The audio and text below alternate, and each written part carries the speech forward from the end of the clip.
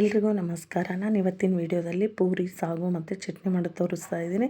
ಎಲ್ಲ ವೆಜಿಟೇಬಲ್ಸ್ ಹಾಕ್ಬಿಟ್ಟು ಚಟ್ನಿ, ಆಮೇಲೆ ಪೂರಿ ನೋಡಿ ಎಲ್ಲವೂ ಉಬ್ಬಿರೋ ಥರ ಸೂಪರಾಗಿ ಬಂದಿದೆ ಕಲರು. ಅದು ಎಲ್ಲ ಪೂರಿಗಳೂ ಇದೇ ಥರ ಉಬ್ಬೋ ಥರ ಮಾಡೋದು ತೋರಿಸ್ತಾ ಇದ್ದೀನಿ. ಬನ್ನಿ ಆಗಿದ್ದರೆ ಯಾವ ಥರ ಮಾಡೋದು ನೋಡ್ಕೊಳ್ಳೋಣ.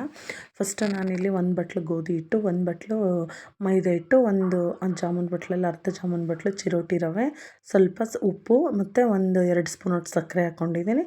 ಆಮೇಲೆ 2 ಟೇಬಲ್ ಸ್ಪೂನು ಎಣ್ಣೆ ಹಾಕ್ಕೊಂಡಿದ್ದೀನಿ. ಎಣ್ಣೆ, ಇದು ಸಕ್ಕರೆ ಮತ್ತು ಉಪ್ಪು ಎಲ್ಲ ನೀಟಾಗಿ ಮಿಕ್ಸ್ ಆಗೋಂಗೆ ಚಿರೋಟಿ ರವೆ, ಮೈದಾ, ಗೋಧಿ ಇದಿಷ್ಟನ್ನು ನೀಟಾಗಿ ಫಸ್ಟು ಮಿಕ್ಸ್ ಮಾಡ್ಕೋಬೇಕು. ನೀಟಾಗಿ ಎಲ್ಲ ಡ್ರೈಯಲ್ಲೇ ಮಿಕ್ಸ್ ಮಾಡಿಕೊಂಡು ಆಮೇಲೆ ನೀರನ್ನ ಸ್ವಲ್ಪನೇ ನೀರು ಹಾಕ್ಕೊಂಡು ಕಲಿಸ್ಕೋಬೇಕು. ಈ ಸಕ್ಕರೆ ಹಾಕೋದ್ರಿಂದ ಪೂರಿ ಕಲರ್ ತುಂಬ ಚೆನ್ನಾಗಿ ಬರುತ್ತೆ, ಆಮೇಲೆ ಚೆನ್ನಾಗಿ ಉಬ್ಕೊಳ್ಳುತ್ತೆ. ತುಂಬ ಚೆನ್ನಾಗಿ ಬರುತ್ತೆ, ಸೂಪರಾಗಿ ಬರುತ್ತೆ. ನೋಡಿ, ನಾವು ಹಿಟ್ಟು ಕಲಿಸ್ತಾ ಇದ್ದೀನಲ್ವ, ಈ ಥರ ನಾನು ನಾದ್ತಾ ಇಲ್ಲ. ನಾದಬಾರ್ದು, ತುಂಬ ಎನರ್ಜಿ ಹಾಕಿ ನಾದಿದ್ರೆ ಪೂರಿ ಚೆನ್ನಾಗಿ ಉಬ್ಬಲ್ಲ. ನೋಡಿ, ಹಂಗೆ ಲೈಟಾಗಿ ಕಲಿಸ್ಬಿಟ್ಟು ಇನ್ನು ಲಾಸ್ಟಲ್ಲಿ ಈ ಕನ್ಸಿಸ್ಟೆನ್ಸಿಗೆ ಕಲಿಸ್ಬಿಟ್ಟು ಇದು ಲಾಸ್ಟಿಗೆ 1 ಸ್ಪೂನ್ ಎಣ್ಣೆ ಹಚ್ಬಿಟ್ಟು ನಾನು ಮುಚ್ಚಿ 1/2 ಅವರ್ ಸಾಕು ನೆಂದರೆ 1/2 ಅವರ್ ನೆನೆಯೋಕೆ ಇಡ್ತೀನಿ. ಅಷ್ಟರೊಳಗೆ ಸಾಗು ಮತ್ತು ಚಟ್ನಿ ಮಾಡ್ಕೊಂಬರೋಣ. ಸಾಗುಗೆ ಏನೇನು ಬೇಕು ನೋಡ್ಕೊಳ್ಳೋಣ. ನೋಡಿ, ತರಕಾರಿ ನಿಮ್ಗೆ ಏನೇನು ಅವೈಲೇಬಲ್ ಇರುತ್ತೋ ಅದನ್ನೆಲ್ಲ ಹಾಕ್ಕೊಳ್ಳಿ.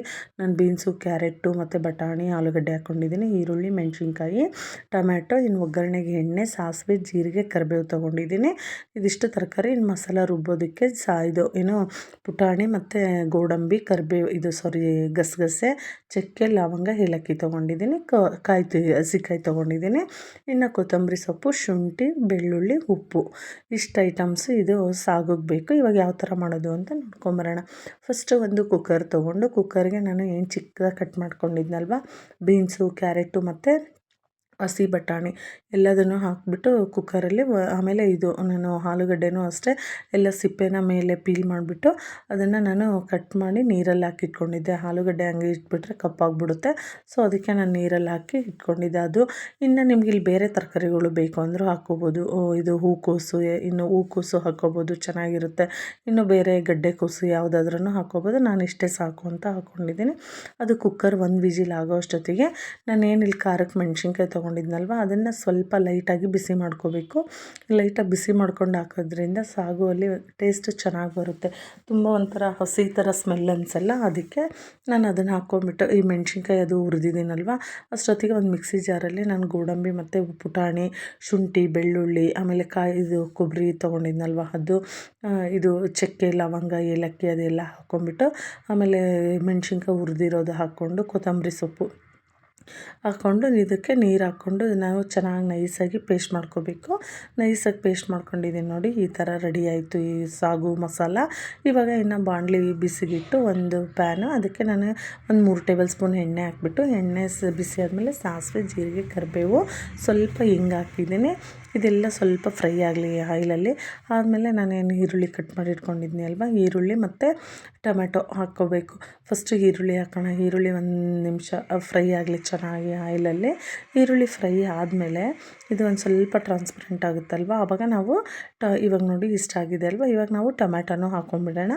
ಟೊಮೆಟೊನೂ ಅಷ್ಟೇ, ನಾನು 2 ಟೊಮೆಟೊ ತೊಗೊಂಡಿದ್ದೆ. ನೀವು ಇದು ಜಾಮ್ ಟೊಮೆಟೊ ಆದರೆ 3 ತೊಗೊಳ್ಳಿ. ನಾನು ಇಲ್ಲಿ ಹುಳಿ ಟೊಮೆಟೊನೂ ತೊಗೊಂಡಿದ್ದೆ, 2 ಟೊಮೆಟೊ ತೊಗೊಂಡಿದ್ದೀನಿ. ಅದನ್ನು ಚೆನ್ನಾಗಿ ಫ್ರೈ ಆಗೋ ಅಷ್ಟೊತ್ತಿಗೆ ನೋಡಿ ಕುಕ್ಕರ್ 1 ವಿಜಿಲ್ ಹಾಕ್ಸಿದ್ದೆ ನಾನು. ಕರೆಕ್ಟಾಗಿ ಬೆಂದಿದೆ. 2-3 ಹಾಕಿಬಿಟ್ರೆ ತುಂಬ ಮೆತ್ತಗಾಗಿ ಹೋಗ್ಬಿಡುತ್ತೆ, ಚೆನ್ನಾಗಿರಲ್ಲ. ಅದಕ್ಕೆ ನಾನು 1 ವಿಜಿಲ್ ಹಾಕಿದ್ದೀನಿ, ಕರೆಕ್ಟಾಗಿ ಆಗಿದೆ. ಇವಾಗ ಇಲ್ಲಿ ಈರುಳ್ಳಿ ಮತ್ತು ಟೊಮೆಟೊ ಬೇಗ ಸಾಫ್ಟ್ ಆಗುತ್ತೆ ಅಂತ ನಾನು ಒಗ್ಗರಣೆಗೆ ಉಪ್ಪು ಮತ್ತು ಸ್ವಲ್ಪ ಅರಿಶಿನ ಹಾಕ್ಬಿಟ್ಟು ಚೆನ್ನಾಗೆಲ್ಲ ಈ ಥರ ಮಿಕ್ಸ್ ಮಾಡ್ಕೊಂಡಿದ್ದೀನಿ. ಇವಾಗ ನೋಡಿ ಇಷ್ಟ ಆಗಿದೆ ಅಲ್ವ, ಚೆನ್ನಾಗಿ ಬೆಂದಿದೆ ಅದು ಒಗ್ಗರಣೆದು. ಇವಾಗೇನು ನಾವು ಸಾಗುದು ಮಸಾಲ ಮಾಡ್ಕೊಂಡಿದ್ವಲ್ಲ ಆ ಮಸಾಲಾನು ಹಾಕ್ಬಿಟ್ಟು ಆ ಪೇಸ್ಟ್ ಹಾಕ್ಬಿಟ್ಟು ಅದನ್ನು ಅಷ್ಟೇ 1 ನಿಮಿಷ ಆಯಿಲ್ ಬಿಡೋವರೆಗೂ ಫ್ರೈ ಮಾಡ್ಕೊಳ್ಳೋಣ. ಆಮೇಲೆ ಅದೇ ಜಾರಿಗೆ ನೀರು ಹಾಕ್ಬಿಟ್ಟು ನಮಗೆ ಗ್ರೇವಿ ಯಾವ ಥರ ಬೇಕು ನೋಡ್ಕೊಂಡ್ಬಿಟ್ಟು ಆ ಥರ ನಾವು ಸ್ವಲ್ಪ ನೀರು ಹಾಕಬೇಕು. ಯಾಕಂದರೆ ತರಕಾರಿಯಲ್ಲೂ ನೀರಿರುತ್ತೆ. ಜಾರಲ್ಲಿ ತೊಳೆದ್ಬಿಟ್ಟು ಸ್ವಲ್ಪ ನೀರು ಹಾಕ್ಕೊಂಡು ಹಾಕಿದ್ದೀನಿ. ಅದು ಹಾಕಿದ್ಮೇಲೆ ಈ ತರಕಾರಿ ಎಲ್ಲ ಹಾಕ್ಕೊಂಡಿದ್ದೀನಿ. ತರಕಾರಿ ಏನು ನಾವು ಕುಕ್ಕರಲ್ಲಿ ಬೇಯಿಸ್ಕೊಂಡಿದ್ವಲ್ವ ಆ ತರಕಾರಿನೂ ಹಾಕಬೇಕು. ಹಾಕ್ಬಿಟ್ಟು ಚೆನ್ನಾಗಿ ಎಲ್ಲ ಮಿಕ್ಸ್ ಮಾಡೋಣ. ಚೆನ್ನಾಗೆಲ್ಲ ಮಿಕ್ಸ್ ಮಾಡಿ ಅದನ್ನು ನಾವು ಒಂದು 5ರಿಂದ 6 ನಿಮಿಷ ಚೆನ್ನಾಗಿ ಕುದಿಬೇಕು ಇದು. ಯಾಕಂದರೆ ತರಕಾರಿ ಎಲ್ಲ ಅಬ್ಸರ್ವ್ ಮಾಡ್ಕೋಬೇಕಲ್ವ ಮಸಾಲದು ಎಲ್ಲ ಚೆನ್ನಾಗಿರುತ್ತೆ. ಈ ಥರ ಲಿಡ್ ಕ್ಲೋಸ್ ಮಾಡಿಬಿಟ್ಟು ಒಂದು 5 ನಿಮಿಷ ಚೆನ್ನಾಗಿ ಇದನ್ನು ಕುದಿಸೋಣ. ನೋಡಿ, ಇಲ್ಲಿ ನಾನು ಉಪ್ಪು ಒಂದು ಸ್ವಲ್ಪ ತರಕಾರಿ ಬೇಯಬೇಕಾದ್ರೂ ಹಾಕ್ಕೊಂಡಿದ್ದೆ, ಸ್ವಲ್ಪ ಮಿಕ್ಸಿ ಮಾಡ್ಬೇಕಾದ್ರೂ ಸ್ವಲ್ಪ ಹಾಕ್ಕೊಂಡಿದ್ದೆ. ನೀವು ಇಲ್ಲಿ ಟೇಸ್ಟ್ ನೋಡಿಬಿಟ್ಟು ಉಪ್ಪು ಹಾಕ್ಕೊಳ್ಳಿ. ಸ್ವಲ್ಪ ಕಡಿಮೆ ಏನಾದರೂ ಆಯಿತು ಅಂದರೆ ಇನ್ನು ಸ್ವಲ್ಪ ಹಾಕ್ಕೊಳ್ಳಿ. ಇಲ್ಲಿ ನನಗೆ ಕರೆಕ್ಟ್ ಆಯಿತು. ಅದಕ್ಕೆ ಒಂದು 5 ನಿಮಿಷ ಕುದಿಸಿ ಆದಮೇಲೆ ಲಾಸ್ಟಲ್ಲಿ ನಾನು ಇದಕ್ಕೆ ಕಸ್ತೂರಿ ಮೇಥಿ ಹಾಕ್ತಾಯಿದ್ದೀನಿ, 1 ಸ್ಪೂನ್ ತುಪ್ಪ ಹಾಕ್ತಾಯಿದ್ದೀನಿ. ಕಸ್ತೂರಿ ಮೇಥಿ ಮತ್ತು ತುಪ್ಪ ಹಾಕಿ ಆದಮೇಲೆ ಮತ್ತೆ ಒಂದು 2 ನಿಮಿಷ ಚೆನ್ನಾಗಿ ಕುದಿಸಿದ್ರೆ ನೋಡಿ ರುಚಿಯಾದ ಒಂದು ಘಮ ಘಮ ಅನ್ನೋ ಒಂದು ಸಾಗು ರೆಡಿ ಆಯಿತು. ವೆಜಿಟಬಲ್ ಸಾಗುನೂ ರೆಡಿ ಆಯಿತು. ಇವಾಗ ಕೊಬ್ಬರಿ ಚಟ್ನಿ ಮಾಡ್ಕೊಳ್ಳೋಣ. ಕೊಬ್ಬರಿ ಚಟ್ನಿಗೆ ಈ ಥರ ಕಾಯಿ ತೊಗೊಂಡು ನಾನು ಈ ಥರ ಚಿಕ್ಕದಾಗಿ ಕಟ್ ಮಾಡಿ ಇಟ್ಕೊಂಡಿದ್ದೀನಿ. ಫಸ್ಟ್ ಇದನ್ನಷ್ಟೇ ಮಿಕ್ಸಿ ಮಾಡ್ಕೊತಾ ಇದ್ದೀನಿ. ಇದನ್ನಷ್ಟೇ ನೀಟಾಗೆಲ್ಲ ಮಿಕ್ಸಿ ಮಾಡಿಕೊಂಡು ನೈಸ್ ಆದಮೇಲೆ ಇದಕ್ಕೆ ನಾನು ಪುಟಾಣಿ ಮತ್ತು ಇದು ಕೊತ್ತಂಬರಿ ಸೊಪ್ಪು, ಬೆಳ್ಳುಳ್ಳಿ ಹಾಕ್ಕೊಂಡಿದ್ದೀನಿ. ಸ್ವಲ್ಪ ಶುಂಠಿ ಹಾಕ್ಕೊಂಡಿದ್ದೀನಿ. ಶುಂಠಿ ಹಾಕ್ಕೊಂಡಿದ್ದರಿಂದ ಫ್ಲೇವರ್ ಚೆನ್ನಾಗಿ ಬರುತ್ತೆ, ಟೇಸ್ಟ್ ಚೆನ್ನಾಗಿರುತ್ತೆ. ಇನ್ನು ಖಾರಕ್ಕೆ ಮೆಣಸಿನ್ಕಾಯಿ ಹುರಿದು ಇಟ್ಕೊಂಡಿದ್ದೆ. ಸ್ವಲ್ಪ ಪುದೀನ, ಉಪ್ಪು ಹಾಕ್ಬಿಟ್ಟು ಒಂದು ಸ್ವಲ್ಪನೇ ಒಂದು 4 ಹನಿ ಲೆಮನ್ ಹಾಕ್ಬಿಟ್ಟು ನಿಂಬೆಹಣ್ಣಿನ ರಸ ಹಾಕಿ ನೀರು ಹಾಕ್ಬಿಟ್ಟು ಗ್ರೈಂಡ್ ಮಾಡ್ಕೊಂಡ್ರೆ ನೋಡಿ ಕೊಬ್ಬರಿ ಚಟ್ನಿನೂ ರೆಡಿ ಆಯಿತು. ಇವಾಗ ಚಟ್ನಿ ಸಾಗು ಎಲ್ಲ ಆಯ್ತಲ್ವ. ಹಿಟ್ಟು ಕೂಡ ನೆಂದಿದೆ, ಪೂರಿ ಹಿಟ್ಟನ್ನು ನೋಡಿ ಏನು ಸಖತ್ತಾಗಿ ನೆಂದಿದೆ, ತುಂಬ ಚೆನ್ನಾಗಾಗಿದೆ. ಇವಾಗ ಇದನ್ನು ನಾವು ಈ ಥರ ತುಂಬ ನಾದ್ಕೋಬಾರ್ದು ಹಿಟ್ಟನ್ನು. ಆಮೇಲೆ ಉದ್ದೋದೂ ಅಷ್ಟೇ ತುಂಬ ಹಿಂಗೆ ಫುಲ್ ಎನರ್ಜಿ ಹಾಕಿ ಉದ್ದಬಾರ್ದು. ಪೂರಿ ಚೆನ್ನಾಗಿ ಉಬ್ಬಲ್ಲ ಇದು. ನಮ್ಗೆ ಯಾವ ಒಂದು ಸೈಜ್ ಬೇಕೋ ಆ ಸೈಜಲ್ಲಿ ನಾವು ಈ ಥರ ಎಲ್ಲದನ್ನು ಹಿಂಗೆ ಕಟ್ ಮಾಡಿ ಉಳ್ಳೆ ಮಾಡಿ ಇಟ್ಕೊಂಡಿದ್ದೀನಿ. ಇವಾಗ ಇದನ್ನು ನಾನು ಉದ್ದುತ್ತಾ ಇದ್ದೀನಿ. ಎಣ್ಣೆ ಹಚ್ಕೊಂಡಾದ್ರೂ ಉದ್ಬೋದು, ಆಯಿಲ್ ಹಚ್ಕೊಂಡಾದ್ರೂ ಉದ್ಬೋದು. ನಾನಿಲ್ಲಿ ಆಯಿಲೇ ಹಚ್ಕೊತೀನಿ. ಯಾಕಂದರೆ ನಾವು ಕರಿತೀವಲ್ವ ಪೂರಿ, ಅದು ಹಿಟ್ಟಚ್ಚಿ ಉದ್ದಿದ್ರೆ ಹಿಟ್ಟೆಲ್ಲ ಆಗಿಬಿಡುತ್ತೆ, ಎಣ್ಣೆ ಎಲ್ಲ ಹಿಟ್ಟಿಟ್ಟು ಥರ ಅನಿಸುತ್ತೆ, ಎಣ್ಣೆ ಎಲ್ಲ ಕರ್ರಗಾಗ್ಬಿಡುತ್ತೆ. ಅದಕ್ಕೆ ನಾನು ಪೂರಿ ಮಾತ್ರ ಯಾವಾಗಲೂ ನಾನು ಎಣ್ಣೆ ಹಚ್ಬಿಟ್ಟೆ ಉದ್ದುತ್ತೀನಿ. ನೋಡಿ ಇವಾಗ ಎಣ್ಣೆನೂ ಕಾಯಕ್ಕೆ ಇಟ್ಟಿದ್ದೀನಿ ನಾನು. ಎಣ್ಣೆ ಕಾಯೋ ಅಷ್ಟೊತ್ತಿಗೆ ನಾನು ಒಂದು 3ರಿಂದ 4 ಪೂರಿನೇ ಈ ಥರ ಎಲ್ಲ ಒಂದೇ ಒಂದು ಜಸ್ಟ್ ಒಂದು ಕೈಯಲ್ಲಿ ಒಂದಿಷ್ಟು ಎಣ್ಣೆ ಹಚ್ಕೊಂಡ್ರೆ ಸಾಕು ಅಷ್ಟೇ. ನೋಡಿ ಕರೆಕ್ಟಾಗಿ ಬರುತ್ತೆ. ಯಾವ ಥರನಾದ್ರೂ ಉದ್ದಿ ಆರಾಮಾಗಿ ಉಬ್ಬುತ್ತೆ. ಎಣ್ಣೆನೂ ಕಾದಿದೆ. ಇವಾಗ ನಾವೇನೀಗ ಒಂದು ಪೂರಿ ಹಾಕ್ತೀವಲ್ವ, ಈ ಥರ ಸ್ವಲ್ಪನೇ ಹಿಂಗೆ ಪ್ರೆಸ್ ಮಾಡಬೇಕು. ಪ್ರೆಸ್ ಮಾಡಿ ಆದಮೇಲೆ ಇನ್ನೊಂದು ಕಡೆ ಉಲ್ಟಾ ಟರ್ನ್ ಮಾಡಬೇಕು. ಉಲ್ಟಾ ಟರ್ನ್ ಮಾಡಿದರೆ ನೋಡಿ ತೆಗಿಬೇಕು. ಫಸ್ಟ್ ಹಾಕಿದ ತಕ್ಷಣ ಈ ಥರ ಹಿಂಗೆ ಪ್ರೆಸ್ ಮಾಡಿದರೆ ಚೆನ್ನಾಗಿ ಪೂರಿ ಎಲ್ಲ ಕಡೆನೂ ಚೆನ್ನಾಗಿ ಉಬ್ಕೊಳ್ಳುತ್ತೆ. ನೀವು ಅದೇ ಕಲಿಸ್ಬೇಕಾದ್ರೆ ತುಂಬ ಗಟ್ಟಿಯಾಗಿ ನಾದಬಾರ್ದು.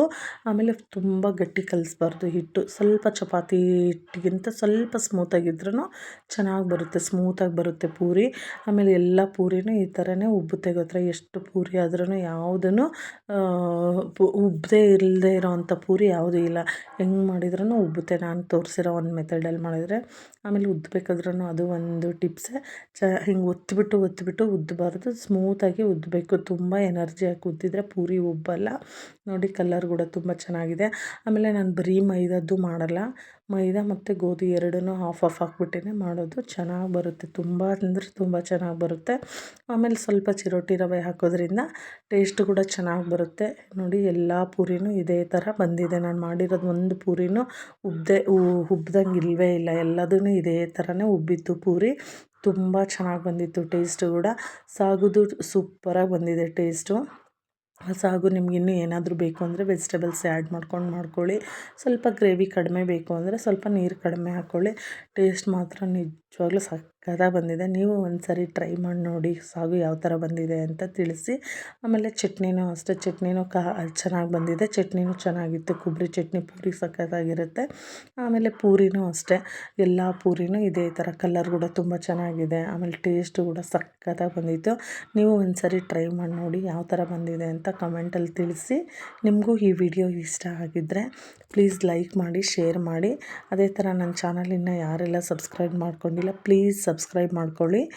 Thank you so much.